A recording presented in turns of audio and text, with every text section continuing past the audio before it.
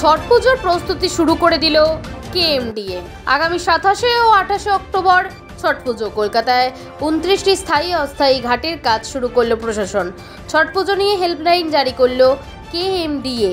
Helpline number, phone করে ঘাট থেকে যে কোনো সম্পর্কিত সমস্যা ও পরামর্শ দিতে পারবেন সাধারণ মানুষ। হেল্পলাইন নাম্বারে হলো 8961164003, 9674651711। এই দুটো নাম্বার দেওয়া হয়েছে প্রশাসনের তরফ থেকে। শহরে 15টি অস্থায়ী এবং 24টি স্থায়ী ঘাটে ছট পুজোর আয়োজন থাকবে। মুখ্যমন্ত্রী মমতা বন্দ্যোপাধ্যায়ের নির্দেশে ঘাটগুলির প্রস্তুতি শুরু করে দিল প্রশাসন।